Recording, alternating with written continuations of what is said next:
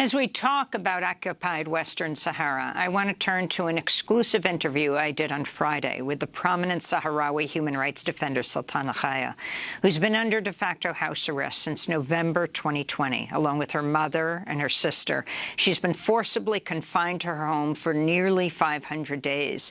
The Kaya sisters say they were raped last year by Moroccan agents in front of their 84-year-old mother.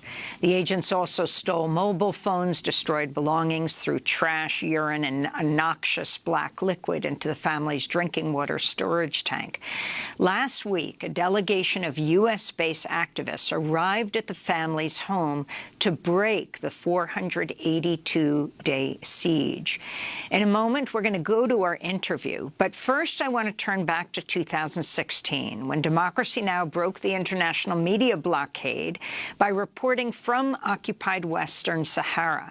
During our trip, we spoke to Sultanakaya, who described losing her eye as a college student after being beaten by Moroccan security forces during a protest in 2007. One of them recognized me, and he jabbed right at my eye with his baton. When he did that, I bent over, and I could feel my eyeball in my hand. I was yelling at him, "Hey, you Moroccan, you pulled out my eye."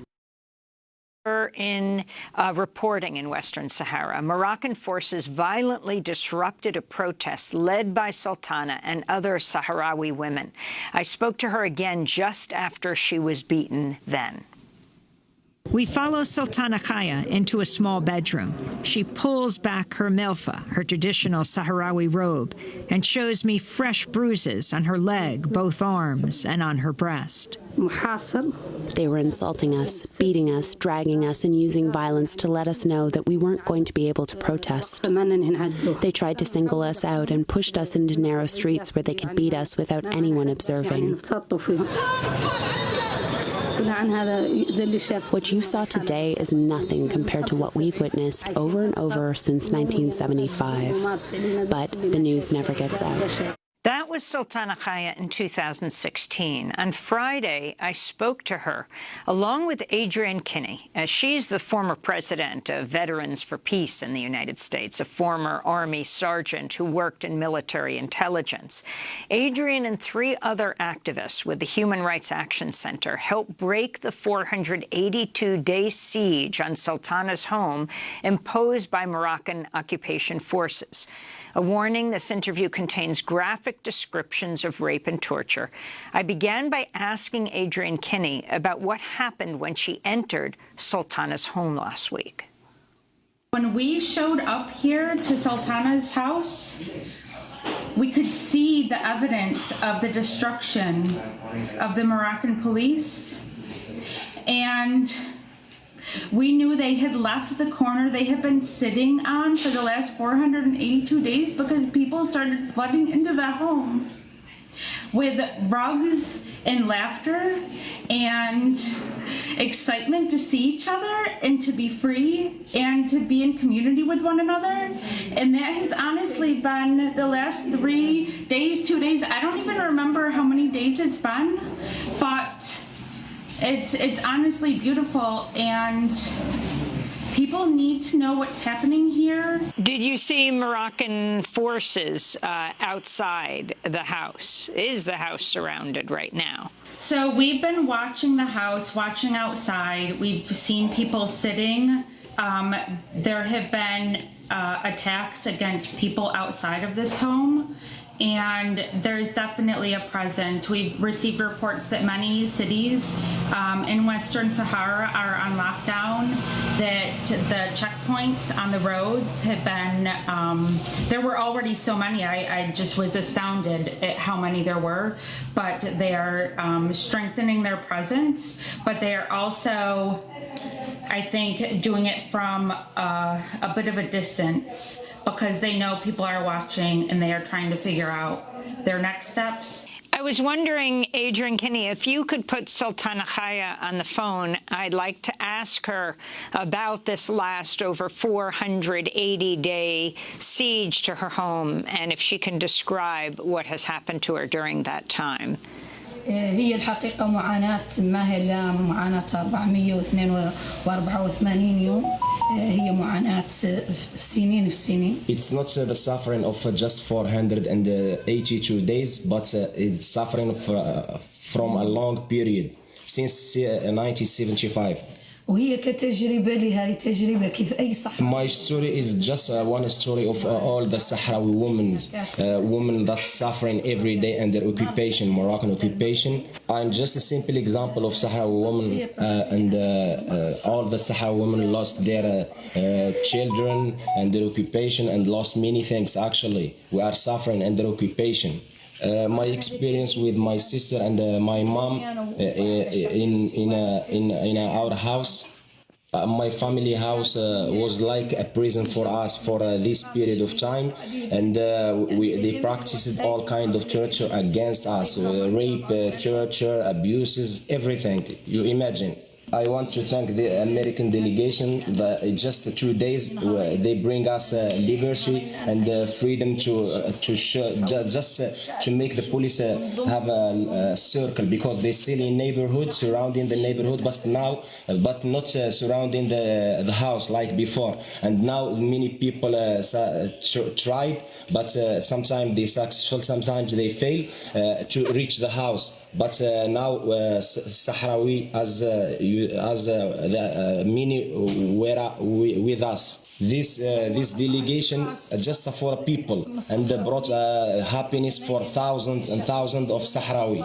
يعني إلا الصحراء في كل مكان، سواء في اللجوء، سواء في الجزر، وحتى سواء في الشتات. I want to thank American people, and I want to ask and to push the American government and the president not to do like the last one, to care and to push to get our rights. We are waiting a referendum since a long time, since 1991, and 30 years of suffering under occupation, and no one care about that. It was a hard experience, by the way. They practiced all kind of torture, rape, injection. They injected me twice. They many rights, 6 rights on the house. They destroy all the furniture, everything inside the house. During this 482 days, they practiced all kinds of torture against us, and we are just a peaceful woman, just 3 women. They didn't let anyone to enter the house. They isolated us, and no one cared about us. That's why many people they surrounding the neighborhood and the house, and we can't have any support from outside. Actually, that's why our voice try Morocco to isolate us, and even though we keep resisting during the 6 raids on the house, they came sometimes 60, sometimes 80, sometimes 120 men covering their faces. All of them are from Moroccan authorities, different categories. They covering their faces. We believe in the peaceful process. They come to us like soldiers, and they rape us with their fingers. Not one, many of them. It's become like a turn. One of them raping and one with their finger, and they practiced all that kind, and sexual harassment and anything that, and they destroy the tank of the water inside the house. They without electricity. All this we face it during that period. I can talk without describing the whole story, actually. And also when they raids on the house, they throw the toxic substances inside the house, which is a poisoned substances with a bad smell, and they destroy all the furniture. This is the occupier do it in many places around the world, not Morocco first. Actually, they do it in Palestine, in many places. We can't sleep during all the nights. We suffer from insomnia because we are afraid they will raid on us. And all the agents outside the house, they keep knocking on the windows and on the gates, not to make us sleep, because they want to play on our souls. كنا في لحظة نعود واقفة مع النافذة نخرص، تعود نص الليل أنا وشقيقتي ونخرص اللي حولية كامل، يعني عنه لا أقدم وتسمونك ونحن تلك اللحظة على واقفة. When I saw from the window all the people in the neighborhood sleeping, and we are just wake up. It's a really shame. It's really hard for us to see this situation and the agents surrounding every night our house. Sultanakaya, why do you think that the authorities have targeted you and your family? تستهدفني تستهدف أي صحراوي قطعا على الاستهداف. They targeted all the Sahrawis. The Moroccan authorities, they targeted all the Sahrawi, not me. I lost my eye in a demonstration in 2007. I'm a victim, and actually there are a lot of victims from Sahrawi people suffering from 1975 when Morocco invaded us. We don't have any freedom or we don't have anything. We need to prepare freedom and liberty for the next generation, not live like us under occupation and we are suffering. We want something for the future, not to keep this process, and we do it in a peaceful way. Sultanakaya, President Trump recognized Morocco's occupation of Western Sahara in December, right before he left office. He recognized the occupation in a tweet. But President Biden has not rolled it back. What message do you have for President Biden? أنا رسالتي اللي الحقيقة ذيك التقليد اللي عند الطرام أنا كنت تحت. Sultana said that when Trump tweeted, I was under house arrested. That's why we become shocked as Sahrawi people here, and we see the Moroccan when they thought that now Western Sahara by Twitter in his hand become be more aggressive, and I want to send a message to Biden that we still believing in a peaceful process. We need just to push the process and push more pressure on Morocco to stop this violation. The ceasefire now is stopped. We have more things happening in this land. We need just our rights, which is referendum. We are waiting from it since a long time. Actually, we need from Biden to stop the suffering that's the Sahrawi people facing, and actually there is a people here waiting since a long time for a referendum, and from a long time this process is still continue. Never a tweet or anything will give Western Sahara. Western Sahara is recognized since a long time. That's it's not a governor place. We are waiting a referendum, and we still believing in the peaceful process. And let me ask you, we are talking to you in the midst of Russia's invasion of Ukraine. The President of the United States, the Secretary of State, Tony Blinken, other NATO nations have all reiterated that sovereign lines, the borders of countries must be respected. Do you see parallels here between the Russian invasion of Ukraine and what Morocco has done with Western Sahara? عندي شفت عكس كبير بين we are absent in many details around the world. Actually, the case of the Sahrawi happened 1975, and the situation of Ukrainian people happened in 2022. And many people heard about the suffering of Ukrainian people and the situation of invasion of Russia to that country. And we are invited in 1975. We share the same thing with the Ukrainian people. All the things practiced on us from Moroccan people and from their regime. They throw the napalm, the phosphor, pumping the Sahrawi civilian and everything. All the Sahrawis are each story of suffering actually, and we want from the world to hear about. We want to just to live in a peaceful. each country living in a peaceful. That's why not a strong country invited another country. It's a really we become like nothing actually. We are human. We are believing in the same blue planet. And also, Sultana, I want to mention that there is actually a war now between Moroccan and Polisario France, and that's why they make the Sahrawi people not to believe in a peaceful process anymore.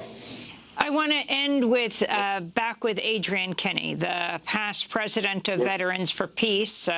As you entered the home of Sultanakaya with this delegation of volunteers from the United States in the midst of the Russian invasion of Ukraine, your thoughts on the parallels between Russia invading Ukraine and Morocco's occupation of Western Sahara?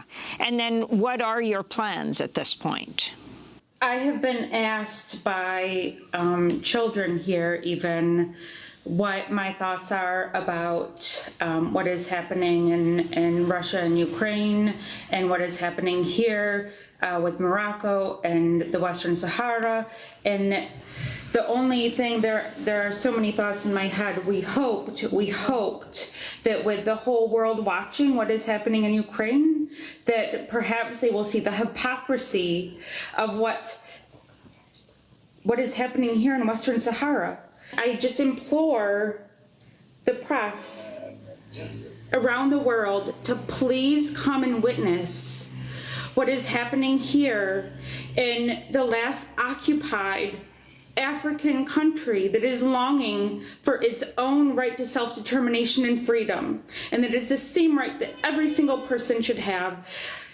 Everybody should have a right to their own home and to their own homeland. And Adrian, what are your plans? How long will you be staying there in Bushdor in the house of Sultanakaya and her family? We have plans to make sure that, inshallah, people will be here for as long as we need to be, in whatever form that takes. That was Adrian Kenney, the former president of Veterans for Peace, with the prominent Sahrawi human rights defender Sultanakaya, who's been under de facto house arrest since November 2020. Last week, Adrian Kenney and 3 other activists helped break the Moroccan siege on Sultana's home in Bushdor, Western Sahara. That's in northwestern Africa, right below Morocco. Sultana was speaking in Hassaniya, which is a Sahrawi dialect of Arabic. Still with us is Steven Nez, professor at the University of San Francisco. His books include Western Sahara, War, Nationalism, and Conflict Irresolution. If on Friday, I wanted to get your response to the significance of what has just happened there in Bushdor, and also ask you about what happened on Friday. The Spanish Prime Minister, Pedro Sanchez, abruptly changing Spain's historic position on the conflict in Western Sahara from supporting a UN-led solution that allows for the self-determination of the Sahrawi people to siding with Morocco by supporting a limited form of autonomy over the territory proposed by Morocco, the move shocking Spanish society since Spain was the former colonial power there. Well, Spain's move was surprising. Spain has generally been part of the international consensus supporting the right of self-determination. This is Western Sahara is a big cause célèbre in Spain, so there's been a major negative reaction. I mean, this autonomy proposal, which the United States has been supporting for some time, in fact, was the support for this so-called autonomy plan was reiterated by U.S. Undersecretary of State Sherman just 10 days ago, is a joke, really. I mean, it basically allows for continued Moroccan occupation, does not meet the international definition of self-determination there, and as a non-self-governing territory, the Sahrawis have the right of self-determination, which must include the option of independence. So if this autonomy proposal does get international acceptance, it will be the first time since World War II, since the signing of the United Nations Charter, that a country has gotten away with expanding its border by force, and that a colony has been denied the right of self-determination. And this is particularly bad timing given the increasing repression. I mean, not only has Amnesty International, Human Rights Watch documented these the kinds of abuses that we've seen in terms of the Kaya family, but Freedom House, a U.S.-based group that has a quantitative analysis of relative human rights records, noted that of 210 countries in the world, Moroccan-occupied Western Sahara has the worst score in terms of political rights than any country in the world, save for Syria. And so, the idea that this autonomy is going to give the people of Sahrawi their rights, I mean, we've seen what happens when authoritarian states grant so-called autonomy to regions. We think of Ethiopia and Eritrea, we have 5 Serbia seconds. and Kosovo. It doesn't come out well. Professor Steven Nez teaches politics at the University of San Francisco. His books include Western Sahara, War, Nationalism, and Conflict, Irresolution. Go to democracynow.org to see our documentary, 4 Days in Western Sahara, Africa's Last Colony. That does it for our broadcast. I'm Amy Goodman. Stay safe.